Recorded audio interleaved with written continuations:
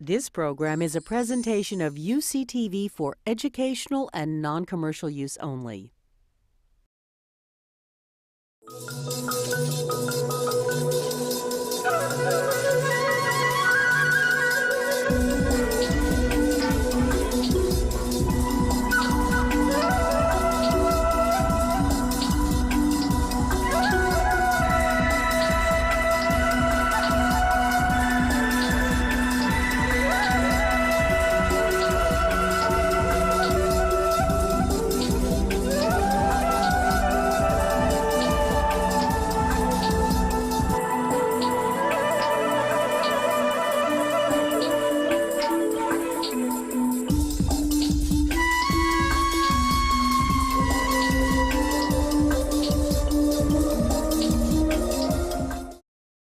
Thank you for coming. I'm thrilled to be here. The dean did not mention why the Wall Street Journal named me as one of the top 25. They said I was funny. And so being funny relative to other economists is a low bar, but I will take it. And I started the blog because my wife, who's also an economist, was tired of hearing my ideas. And this was a way for me to keep thinking and to save her time and energy. Folks, I hope today is interesting, and I'm eager to receive your comments, both in the Q&A, but also please email me with any suggestions. That most of what I'm going to present today is work in progress, and some of it is controversial and hopefully interesting. And you can find me there. I'm an environmental and urban economist, and all of my research is applied microeconomics, of trying to collect distinctive data sets to make progress on empirical questions. And I'll have some things to say about that today. But it's important for me to acknowledge that I am not a climate scientist, I'm an economist. And one of the reasons I'm excited to be at the UCLA Institute of the Environment and this week at the Bren School is I believe in the Noah's Ark of learning in an interdisciplinary setting from other researchers. And I try to walk the walk. Of course, I like talking to other economists. But I have spent almost all of my career outside of economics departments in an interdisciplinary setting. Folks, if I had to boil my life's work down to 2 sentences, and I'm slightly unimpressed after doing this, but if a man had to be honest and say, you know, what have you done? And if I had to boil myself down to a couple of words, I would have pinned this green cities on me. And like many free market economists, a question that I've continued to debate is the $64,000 question: is capitalist free market growth a friend or foe of the urban environment? An optimist could look at nations that have horrible indoor air pollution and say with economic development, they move up the energy ladder, they move from burning wood and dung to much cleaner fuels. As nations get richer, they solve their lead emissions problems as they adopt unleaded gasoline. But there's other cases, like greenhouse gas emissions, where richer nations, in the absence of formal incentives, just keep releasing more greenhouse gas emissions, raising the specter of climate change. And so in my Green Cities book, that I only want to sell for a moment, but I suggested this cover to Brookings as a joke. I said, let's have a highway going into a forest. And then it came out. So you got to be careful what you say. This book is a debate on the following sexy questions. When we think about Los Angeles today, is it a green city? And when we think 40 years into the future, will it be greener? And I've just been in Beijing for several weeks. Same question, so Beijing is not a green city today. I correctly chose to go in September to avoid some of the pollution. But when we think 40 years into the future, when there's more people and more income in Beijing, is it obvious that pollution will be worse?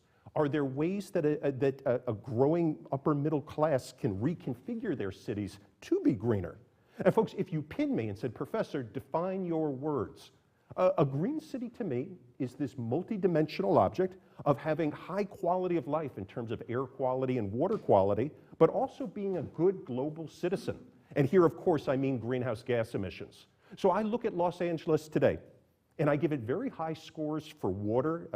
The bay is cleaner, smog is way down, but of course, Los Angeles' citizens, including myself, are creating plenty of greenhouse gas emissions. So you get into an interesting index weights issue. If a city is green on local criteria, but not on greenhouse gases, is that a green city? And my book debates this. Folks, the final point is important to me, and this will be a key theme when I discuss adaptation at the end of the hour. Why do green cities matter? Am I just, I'm tired of making fun of myself. But the case for green cities is in our footloose, skilled economy. A point that urban economists make is if you want to have a vibrant city, if Detroit, Cleveland, Buffalo want to be vibrant again, the answer isn't manufacturing. The answer is not building a monorail that goes round and around. The answer is to attract and retain the skilled. For the young people in this room and the slightly older people in this room, if we were all collectively to move to one of these Northeast cities, which have been declining in the past, it would start to boom again. The key to modern growth is attracting and retaining the skilled. And there's no debate in modern economics about this point. And because quality of life, whether in the United States or in the near future in China, because quality of life is a key determinant of where the skilled want to go, those cities that are green, but of course there's other dimensions like low crime, good schools, but for today's argument, those cities that are green have a bright future in terms of having the golden goose, the Google of their economic development. And so I take that as a given. We've seen this pretty picture. Folks, now let me attack myself, which I tend to do. When I look back at my work, and I sometimes cringe at parts of green cities, but every scholar has to evolve and keep thinking. Climate change was a very small part of my Green Cities book. There was sort of a lament in the final chapter of the book where I said, look, there's a fundamental tragedy of the commons problem. Kyoto hasn't worked. We haven't come up with a way to put a price on carbon. I don't see who's going to be the first mover, a First Nation. California with AB 32 has made an effort, and we'll come back to that. But at least circa 2006, there had not been serious attempts to mitigate carbon, and I just lamented that. And the words urban adaptation to climate change are nowhere in the book. And yet that's become my complete research focus in the intervening years. So today, I want to show you a new paper of mine that made the national news. And so I was proud of this. And it's a pessimistic result about Waxman-Markey. And it highlights the importance of California's AB 32. So for the students in the room, I want to show you how you make the national news without crossing the PG rating. And I then want to talk about my new book of Adapting to Climate Change. So there's a link. Because we have been so slow to mitigate our carbon emissions, this makes adaptation to climate change an even more important issue. If we could achieve Jim Hanson's goal of capping global atmospheric carbon at 350 parts per million, then the adaptation would be sort of a second-order issue. But we're letting the genie out of the bag, and so I think while many of climate change's impacts are medium-term, I think it's important to start planning ahead will be one of my themes for how we cope in a hotter world. So quickly doing my work on mitigation, because I want to focus the hour on adaptation. We all know that greenhouse gases are a world public bad. No one individual Hummer driver benefits by unilaterally cutting back his or her emissions. Everyone else would benefit from that costly action. And so as economists have taught generations of students, there's a classic free rider issue with who's going to be the wonderful Al Gore to cut back his or her emissions unilaterally. How are we going to put a price on carbon? And so I've been very impressed that Henry Waxman and Markey from Massachusetts put together the Waxman-Markey bill that just barely passed in the House, and I'm upset that it has been stalled in the Senate, but not surprised. I've tried to be active in California with the Air Resources Board with respect to California's AB 32. And as everyone in this room knows, California has been a guinea pig and a leader. It always has been on environmental policy. But California has been a leader, a first mover leader in taking big steps to mitigate carbon. But folks, the recession right now isn't helping. I received an email that a Republican leader has said we should delay AB 32 until the unemployment rate is below 5.5%. And Matt Cochin and I, Matt, your colleague here at UCSB, are writing a new paper, an empirical paper studying whether the recession, in the midst of a recession, does that crowd out the interest in environmental policy. And while that's quite intuitive, it's slightly hard to do as an empiricist. And we are finding this fact of people reprioritizing in an intuitive way. And so it's impressive that California continues to make this regulatory push during very tough times. Here is what Mike Cragg and I did in a paper. We took a close look. Well, let's do it like this. Let me say something interesting. Folks, this is the United States. Kevin Gurney of Purdue University has created a wonderful database called the Vulcan Database, like Vulcan, like Mr. Spock. And so this is not my work. I have teamed up with Kevin Gurney to use this in a way I'm going to tell you in a second. So, folks, the way to read this map, the units are not carbon dioxide. The units are carbon. And so, folks, the whiter, this is per capita emissions, the whiter your state is, the greener you are on this key metric. The darker, and don't ask me about Mississippi and Alabama, but the darker you are, and I'm looking at Kentucky, West Virginia, Indiana, the higher carbon you are. Folks, I know that there are many talented people in the room here. There's two questions, causes and consequences. What's the cause of this picture? Notice our liberal coasts. Does anyone see anything on the coasts in Washington, Oregon, and California? And does anyone see anything in my Massachusetts and New York? And so these are very different geographical. Oh, tough crowd. And oh, so I waved that off before. But I will report back if I'm ever allowed a sequel. I will report back. But point number, here is what we did with these data. We asked the following coincidence question.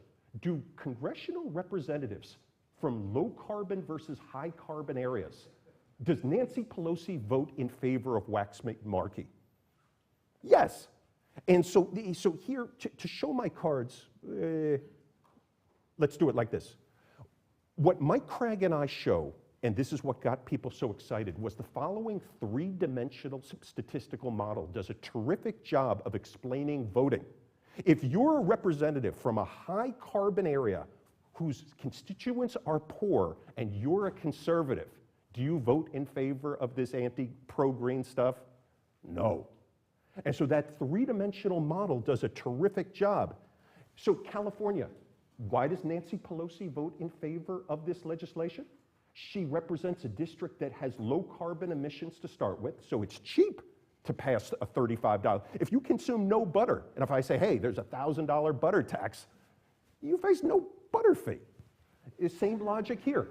If you're from a low carbon area, and if you're a green to start with, and if your constituents are rich, it's duck soup to say yes to this. And so the challenge President Obama and Matthew Kahn and my friends at the Bren School face is if we're serious about mitigating carbon, how do we get Indiana, Kentucky, folks help me. We got 2 senators from each of those states in North Dakota, Minnesota. We have a whole political economy issue of self-interested senators voting their own self-interest, recognizing that their constituents are poor, they weren't liberal to start with, and they're going to get a high carbon bill if they enact this. And this is the fundamental challenge. So when Cragg and I unrolled the political economy of carbon geography last year, I was talking to bloggers 24 hours a day, and I finally said, leave me alone. I will blog about myself. And so but I was thrilled that people were interested in this paper. But that is, we have done this slide. I apologize for jumping around. And so the point I want folks to have on the brain is I'm not surprised by the Copenhagen failure up till now. It is hard to build political constituencies to mitigate carbon, and this makes adaptation even more serious. But folks, a piece of good news, and I stole this from my friends at Berkeley, so for students, do not plagiarize. But this is time from 1960 till the year 2000. Folks, this is a graph that geography is not destiny, that liberal green areas can change their ways, and it comes back to local leadership. Since there's 4 graphs, let me explain what we're looking at. We're graphing per capita electricity consumption. The gray line is all of the United States. The yellow line is California. So look at California relative to the US. Pre-1973, parallel railroad tracks. But notice the divergence. Despite California's tripling in per capita income over the last 35 years, electricity consumption has been flat. We can, in a free market, decouple consumption and income. Now, there's an ongoing debate about the causes of this Rosenfeld curve. Is this related to the deindustrialization of California?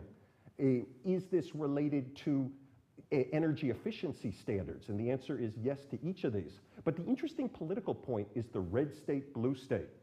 Folks, notice the Republican red states, that it just keeps rising. In more liberal/environmentalist states, we've seen this regime shift, this trend becomes flatter over time. And so I am optimistic that local efforts, that we can mitigate carbon if we were to enact incentives, and that some more liberal areas have made choices like AB 32 that have had an impact on reducing consumption. But notice that the per capita electricity consumption continues to rise. And of course, there's more people in the US, and we're not even talking about China or India. So my point and my transition to adaptation. The failure to pass meaningful carbon regulation puts adaptation issues and the specter of climate change on the front burner. And so with that on the brain, for the last several months, I've been writing this new book, and folks, the title isn't mine. So UCLA has very smart students, but I said I will give an A to a student who can come up with a better title than this.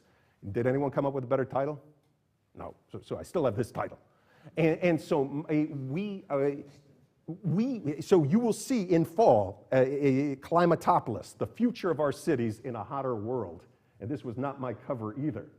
And so what I want to spend the rest of the half hour talking about is the themes of this book, some of which are controversial. But again, the motivation. Given, unfortunately, what unfolded in December in Copenhagen, and despite President Obama's best efforts, I don't see a deal on the horizon for overcoming the global tragedy of the commons. I hope that that takes place, but up till now, I don't see it.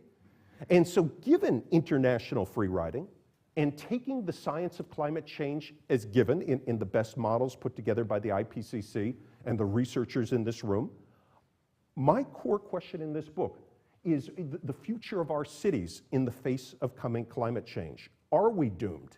And to drum up interest in this talk, I gave some of those Paul Krugman quotes about the frog in the hot pot.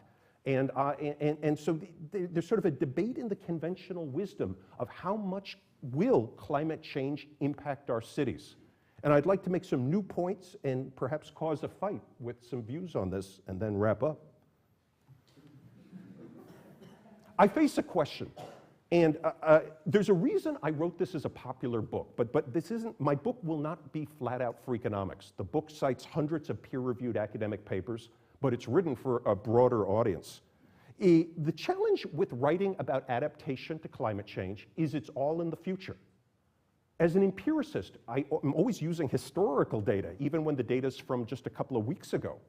There's a fascinating issue of how a statistician who doesn't do much prediction, how you write about the future in a peer review setting. And so to some degree, a popular book allows you to bypass that. And so it's sort of a neat trick. But I have kept myself, I believe, to high academic rigorous standards. And I hope that the folks in this room hold me to those standards. But I'm well aware that it can be a speculative exercise to talk about the future, but I think very important in planning decisions today.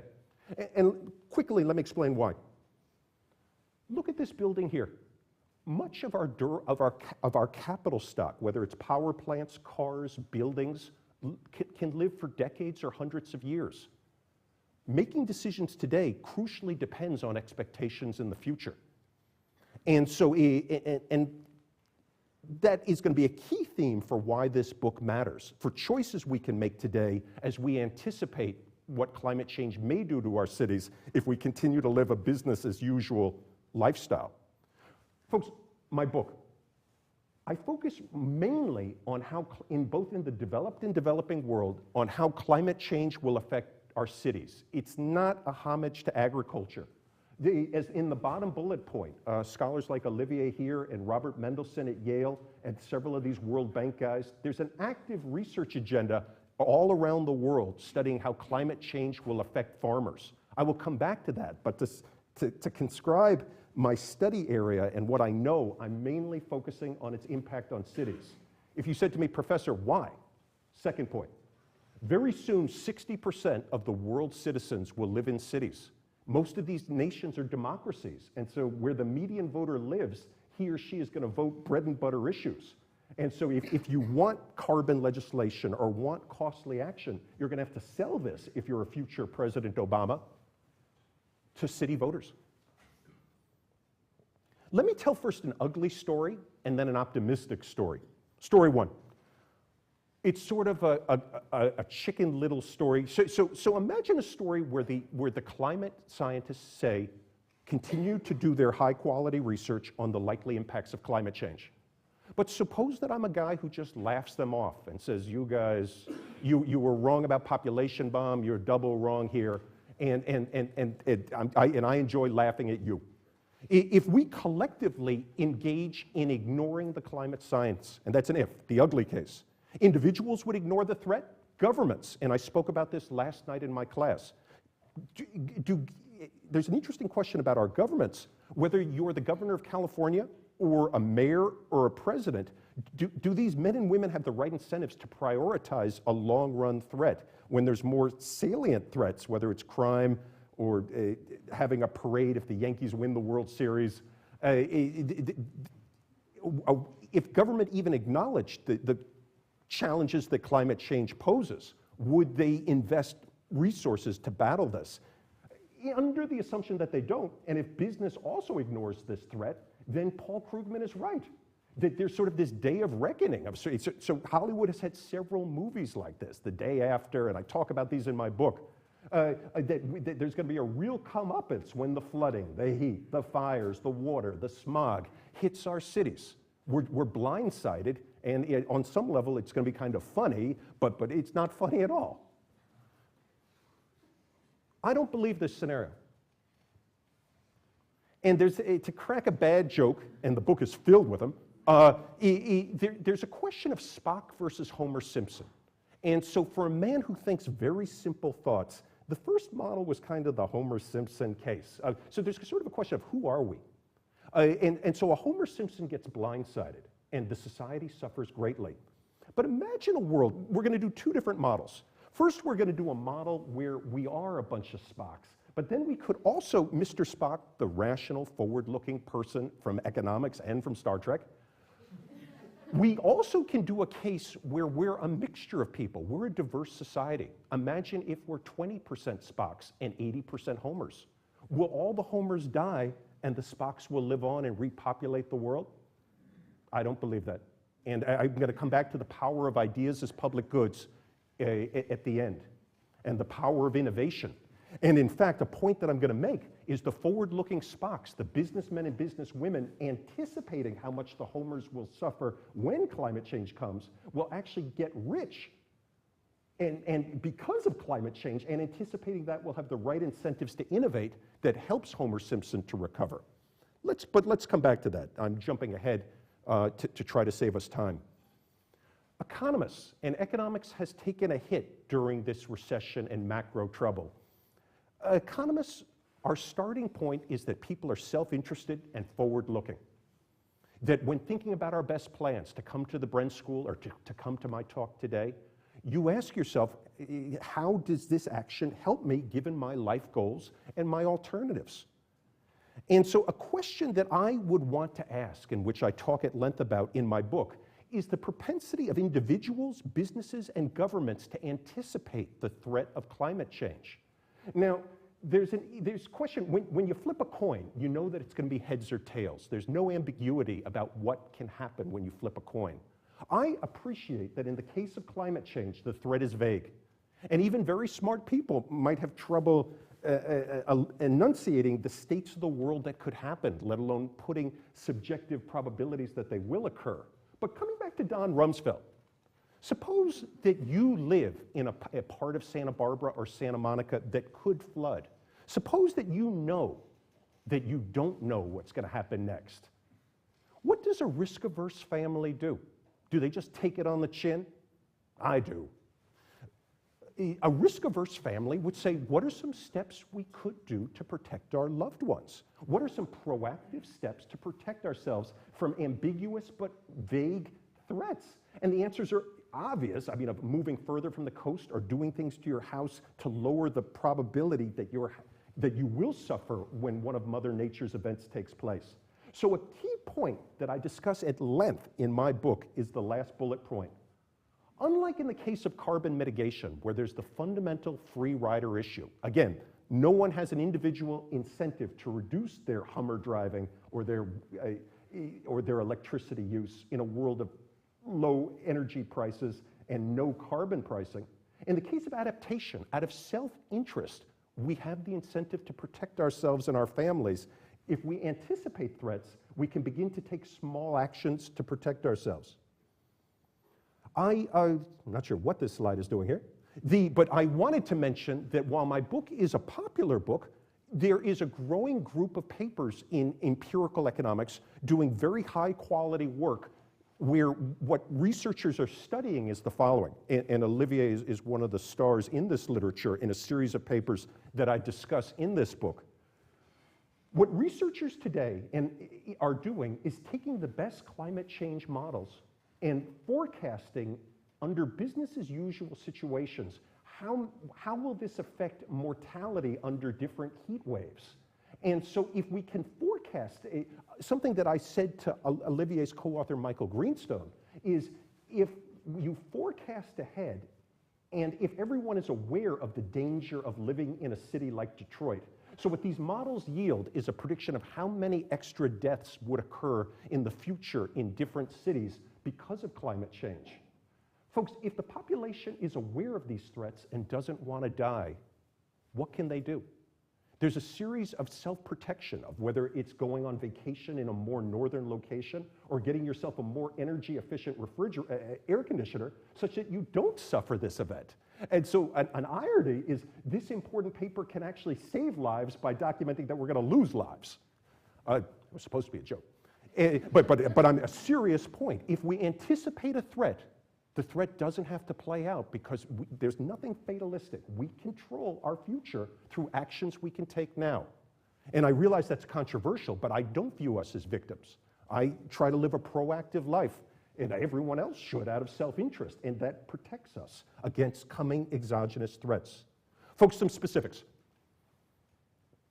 Many leading cities, including London, New York City, and San Diego, but not my Los Angeles. I'm waiting for the mayor to call me. Many leading cities are commissioning case studies of how will their city face climate change in the year 2050. I highly recommend this San Diego Foundation report, and I'm not associated with them. I don't have a free mug or pen. I'm not on the payroll yet. But this is worth talking through because this is sort of typical of what's being generated, and I want to talk about each of these bullet points.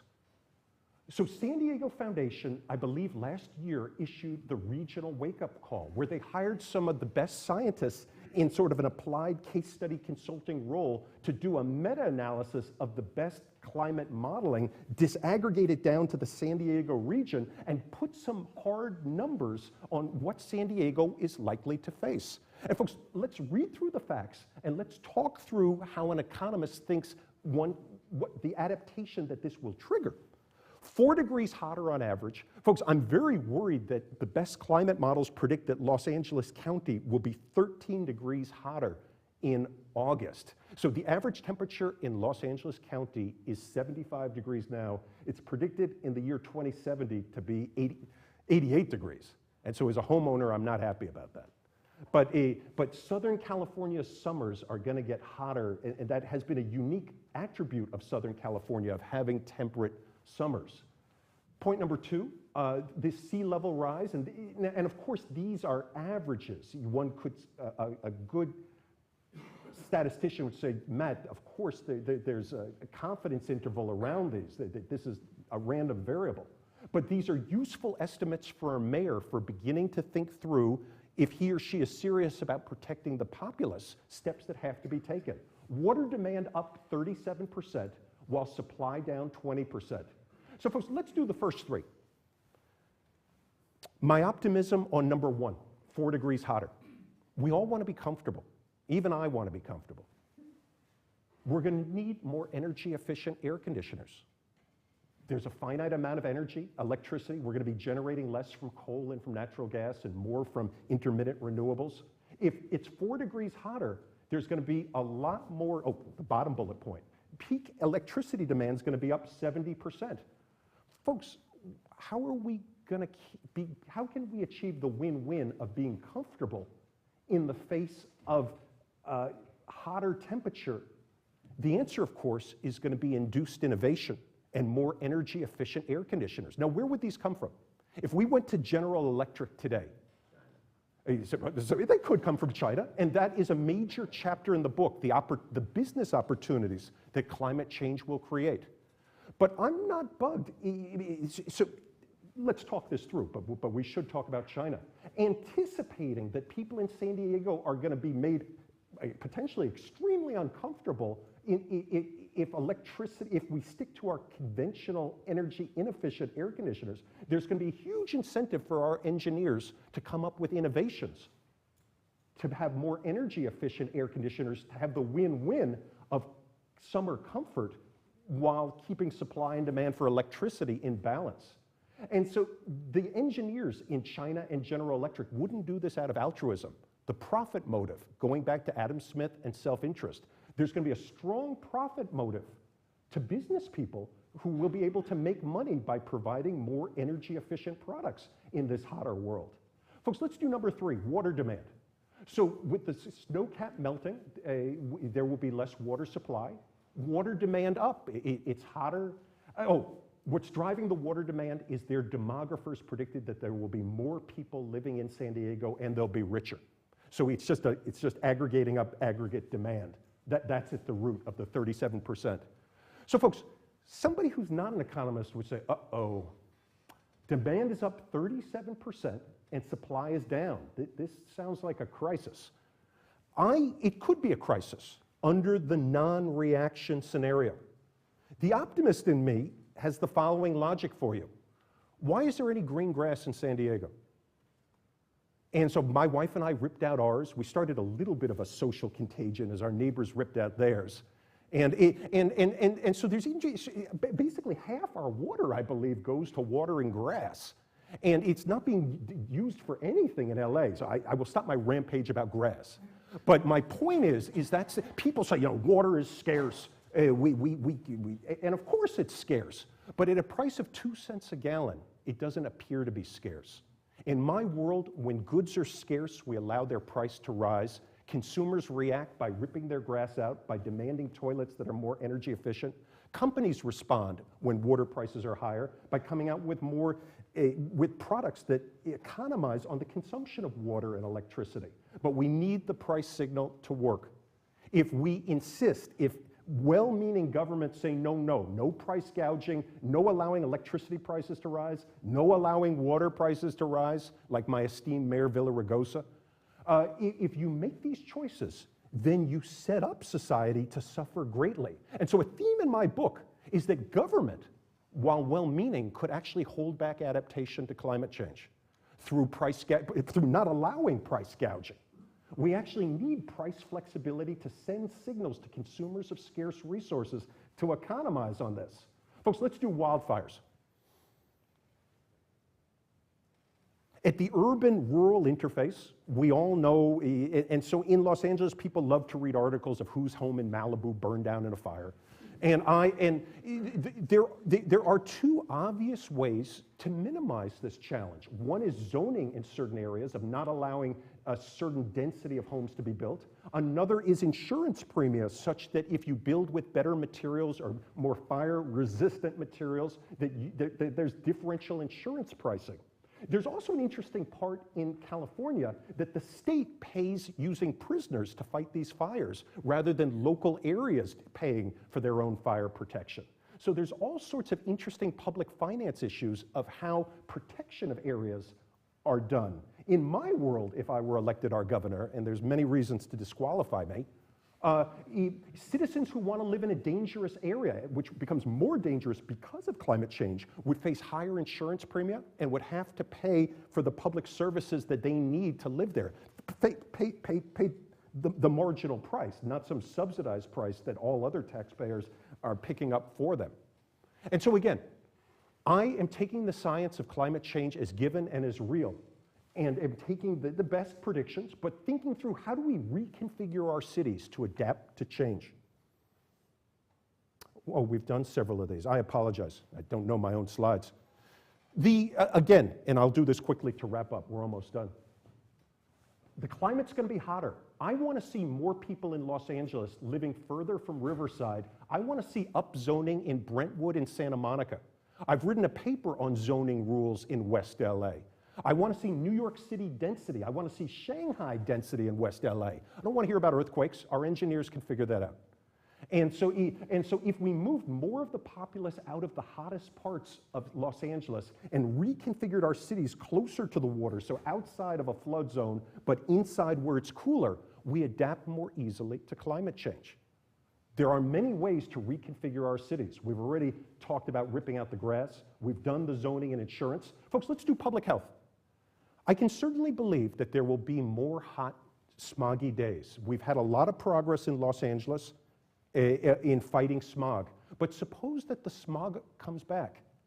What economists like Matt Nidell at Columbia University have noted is the power of information to protect the public. Smog alerts.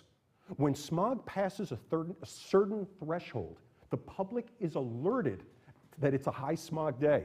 Folks, what did Matt Nidell do? He went to the local zoo in Los Angeles and to Dodger Stadium and documented that fewer people go to the zoo and Dodger Stadium on smog alert days. Folks, you're supposed to laugh. The reason that's interesting is that the Dodger Stadium and the zoo are in some of the smoggiest parts of the city. The population responds to information. The population are not a bunch of morons. Now, some people may be, and there's interesting questions how we're going to protect them. But Matt Nidell's paper, there's very important environmental justice issues, and we will return to those at the end. But Nidell's piece is a piece of optimism that the populace, when given credible, honest information a day ahead, can reconfigure their lives. That we're not just walking zombies who follow the same routine and walk off a cliff. And that we can decentralize some power and give some people some credit for having control over their destiny. Now, there may be some people, behavioral economists talk about this all the time, who don't. And that is a subgroup of the population who, if we could identify, we'll have to think about how we can protect them. We talked about this bottom bullet point. As all of these issues play out, there's going to be huge economic opportunities for businessmen and businesswomen to come out with the next Prius, the next solar panels, the energy-efficient appliances and water-efficient appliances to sell in these areas to improve quality of life. Endogenous technological change will protect us. Escape from San Diego. What if none of my predictions play out about San Diego? And I've been wrong many times. And by my predictions, I mean the following. All of my optimism in these points. So suppose that San Diego experiences all of these impacts with none of Kahn's optimism. Is everyone okay with my setup? What happens next? Folks, Kahn is always punching like a shark. I just keep chewing. The people in San Diego don't have to stay there. There's a place called Fargo. Migration protects our cities. Climate change will affect urban places, but people who can move have an implicit insurance policy, and that will protect them in our hotter future. So again, let me set this up since I know everyone's with me and I'm almost done. Suppose this plays out and somehow none of my behavioral responses play out. San Diego's quality of life, and San Diego, like Santa Barbara and LA, is a great place with high home prices, but suffering under this trifecta of shocks, home prices are going to fall. The homeowners in these cities are going to be losers as their asset is less valuable. Folks, I wrote a famous blog piece that You can sell one home near UCLA and buy 100 Detroit homes. And I asked the question, is that a good deal? And that became a national news story. It's not too hard in my field. And my question is, in 2050, as climate change plays out, will you see people selling in LA and actually moving to Detroit?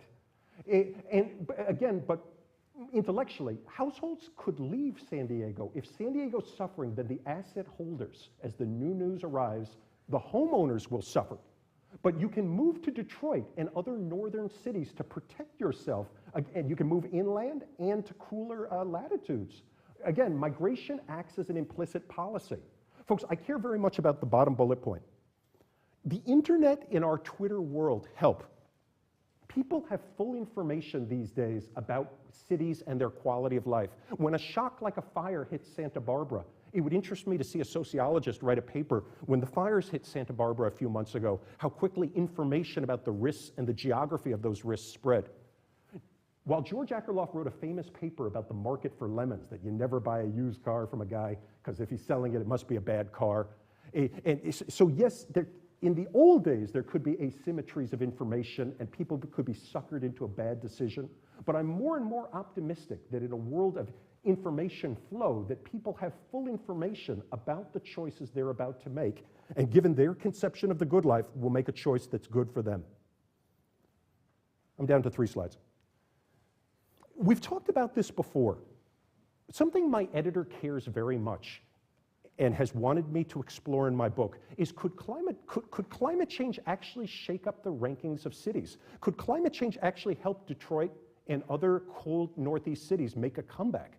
Help Canadian cities, not the Vancouvers and Torontos, help certain cities to make a comeback as the amenities across cities and risks shift. We've talked about this at the start when I was praising my first Green Cities book, but the second to last point, if a specific city like a San Diego, if its quality of life is threatened by climate change, the skilled are going to leave. And this, if a mayor like a Mayor Villaraigosa anticipates this, this actually creates incentives for him or her to protect the golden goose and to take actions to make the city safer. Because again, what the skilled are the key to cities having a vibrant future. And so attracting and retaining the skilled is crucial. If the skilled are spooked out by climate change, and many people are risk averse and want the high quality of life not listed in these impacts in San Diego, then mayors will have an incentive, even if it goes against their ideology, like a Dick Cheney, to take steps to battle climate change. Folks, I'm down to 2 slides. I hope you view that as good. The book is less optimistic about cities in the developing world. We all know the challenges faced in the developing world, and climate change there's an element of piling on. Poor people in the urban developing world already face all of these risks, whether it's in a Calcutta or in some of these other coastal cities. And climate change is just going to pile it on. What I talk about at length in the book are 2 points. How many farmers will move to the cities as climate change affects agricultural profits? So a farmer can always move to the cities, and many farmers are moving to the cities to have a better life. But climate change will accelerate that migration.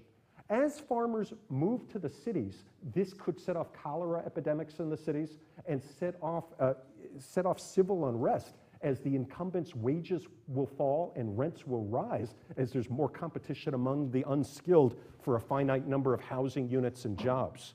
And so I think there's very serious issues. My editor kept saying, we need more optimism. I say, I don't got optimism for this stuff. My optimism in the developing world, though, would turn to a South Korea or a Japan or China, many nations that have embraced free markets, property rights, and competition, and education and human capital have developed. The irony here is economic development has increased our carbon emissions, but it is our best strategy for adapting to climate change. And environmentalists are going to face an awkward decision of what is their objective, to minimize greenhouse gas emissions parts per million, or to protect the populace from risk.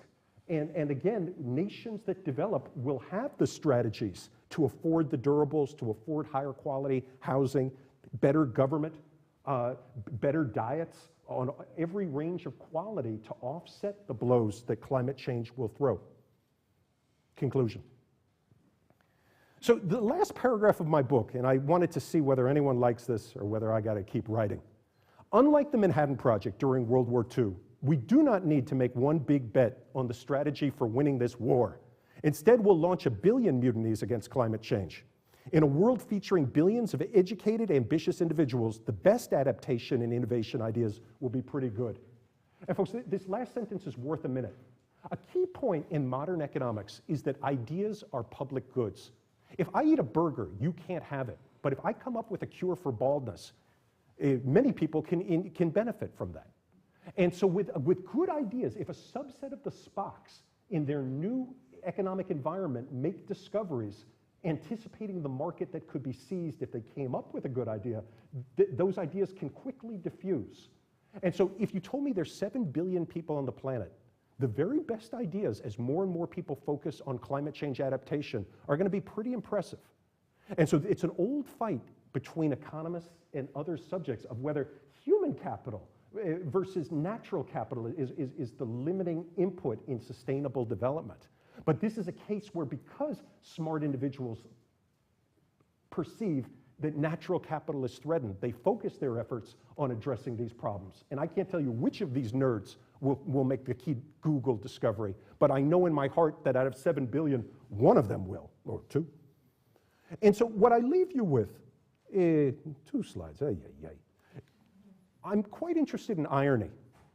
Capitalism has caused climate change through the Hummer, through the Dick Cheney lifestyle, through the lawns, through the consumption, through the Galbraith American dream. The irony is, if we let the capitalist price system work, like Houdini, capitalism's going to get us out of this jam. And so I find that slightly delicious. Someone mentioned China before. Globalization's going to help. I don't have time to talk about that, but I'd be happy to talk about that. The extent of the market will create opportunities for business people to innovate. I want to end with a point that I talk about in the conclusion of my book.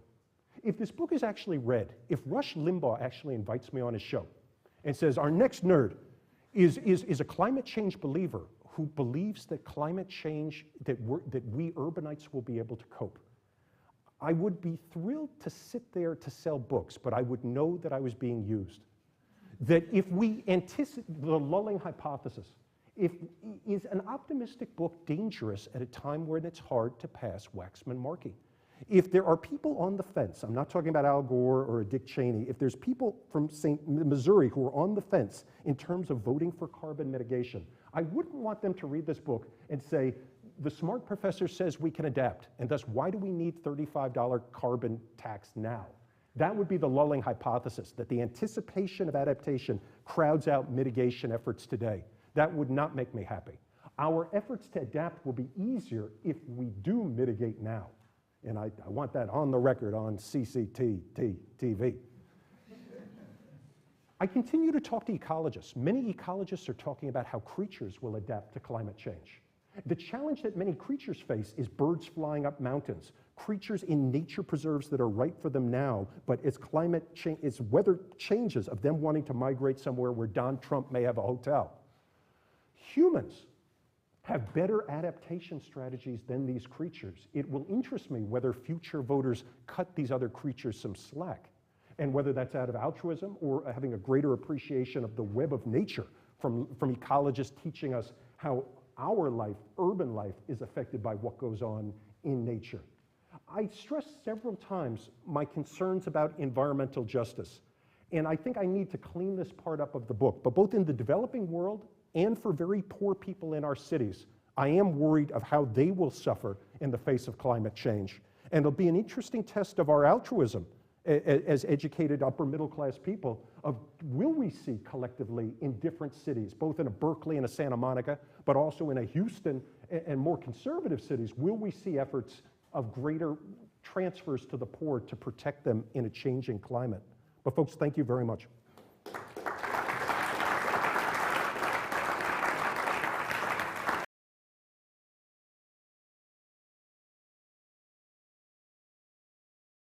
Have you talked about or considered a fee-bait type system where you say, okay, we're subsidizing people to drive at the rate of like $2,000 a year in this country, and you say, look, just give everybody a flat amount for transportation, a flat amount for their climate comfort, and then let the market decide from there. So it's revenue neutral, and nobody can say that this is disrupting the market. I'm pretty sympathetic. I would be impressed if that could be passed, but I'm pretty sympathetic to that. And your point is about offering a fee bait is closer to mitigation issues, but there's an awkward issue of what is on the table. So we know we're not allowed to introduce taxes. We're able to introduce subsidies for energy efficiency. And so economists feel a little bit like one arm is tied behind our back as we try to reduce our greenhouse gas emissions. But I don't have a great answer on the rebate, on the fee bait. You gave the example of people moving from like Riverside to the coast and building up. With all that infrastructure in place, is that really going to be possible, like in the next 50 or 100 years, if you have all those people living in Riverside to get them out? And what do you do with that infrastructure that's already there? So my book spends more time on the flip. They're talking about building a subway to the sea, connecting Hollywood to Santa Monica. Libertarians say no one's going to ride this. If you actually built up in Santa Monica and Brentwood, you'd have a New York City. Half of New Yorkers use public transit.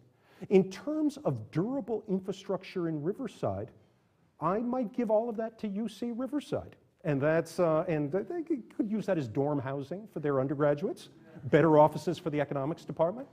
So you're right that there's interesting issues. When we regret capital, when we build up irreversible, durable capital, but then we don't want it anymore, if I was alone with a bunch of economists, I would say we should drop a bomb on it. But I will stick to my, is the TV off? I'm a tenured man, I'm very dangerous. But I like your point about short-run dynamics, but when you regret having built durable capital, you would have to come up with some use to make the best of it. But I like your point about the transition. But everything eventually has to be rebuilt or refurbished. And so I would phase out those investments to encourage this migration of the city towards the more climate-friendly parts of it. The irony is that Beverly Hills and Santa Monica are blocking this densification. There's issues of NIMBYism and keeping the poor out.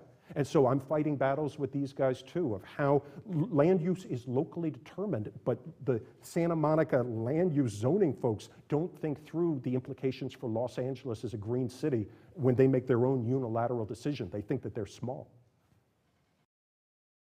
What happens if we get to 2075 and you and Bjorn Lomborg and Rupert Murdoch are still alive, and it turns out that Dr. Hansen was right and you were wrong? The Shanghai Effect in Santa Monica, my thought is, where will the water to grow food and keep people alive in any of the states and regions west of the Rockies come from? And if you have 60 or 80 million people that in a 20-year period have to relocate to Detroit and to Winnipeg, and their houses have no value, and the banks that loan to them have all failed because they can't get a return on their investment, where will the private sector money come from? What will sustain the cities? Where will the food and the water to keep human beings even at a minimal Haitian level of subsistence be coming from, if Dr. Hansen is right and Dr. Lomborg is wrong? I like that point very much, and it's a very important point. The optimist in me would point to water desalinization. I know that that takes energy, but that would be an example of a technology that our nerds would need to make progress on. There's also questions. I'd need to take a look at a map, but you can buy land in Fargo right now you can buy an acre either for $10,000 or $100,000. So I'm forgetting my prices. And so not all prices are Santa Barbara levels. But your point is a very important one. Suppose that we are aware of that fat tail risk. And I hope that Martin Weitzman of Harvard wins a Nobel Prize for his work on saying that there's, saying much more, but making the case that we have economists as a group have underappreciated the potential consequences of fat tail, rare, very costly events. If you're not the only one, if there are other men and women like you, and I'm making you Spock, not Homer, if there are men and women like you who anticipate that the optimist Pangloss people are underestimating the day of reckoning, then you could become very rich. There are entrepreneurial strategies you could adopt today such that you could become very rich being ready. So I love to be serious. The point I wanted to make was this mixture. Basically, you're calling me Homer Simpson. That it's not that I'm naive, I'm overly optimistic. And I would recast your statement, and I don't, that there's a small number of Spocks and a large number of Homer Simpsons, both climate deniers and Chicago optimists who think we live in the best of all possible worlds. As long as there's a few men and women like you who have access to capital and who anticipate that a day of reckoning is coming, then that helps to protect all of us. The only scenario where we would truly be doomed is if there's no diversity. If by reading my book, I talked every American and everyone in the planet that we are doing fine in the face of climate change, then we could. So the Rush Limbaughs wouldn't bother to read this. They would suffer this fate. The people who believe the climate science, like myself, and I want to hold my tongue. I believe that there's the possibility of fat tail risk. So I wouldn't fully want to be classified with Lomborg. I think that that's too strong. But as long as there's people like you who anticipate this potential coming day of shame, then you will protect us. Now, you won't protect us if you just blog about it. It would have to trigger real investment and the next Prius and a whole bunch of new strategies to preempt this. If we decided to go to support people on the West Coast with desalinized water, aside from the fact that all of Steve Gaines' marine ecosystems would be destroyed within a generation from the pollution of the ocean, where would the electricity to operate the very energy-intense desal plants be coming from, especially if Dr. Hansen is right and the whole world has to start throttling back on coal and Mitch McConnell is rolling over in his anthracite grave? So this comes back to induced innovation. So if we anticipate that we're going to need electricity, of what this will trigger. So economists are technological optimists, and I think that that's my short answer. That if we anticipate a coming crisis and scarcity, and if those who anticipate it have access to good ideas and to capital, then the best minds at America's and China's and the rest of the world's universities will see an opportunity from the crisis you just sketched. But I agree with every word you said, and I apologize to the dean's ecosystem. And such unintended consequences have to be taken seriously. And I am not an ecological scientist. And so in my book, I don't say this is the magic technology. I would hope that someone like the dean would say, hey, but before we scale up desalinization, you need to think through the irreversible consequences of your actions. And even I would say, whoa, we got to take another look at the net social benefits and costs. But your point is well taken.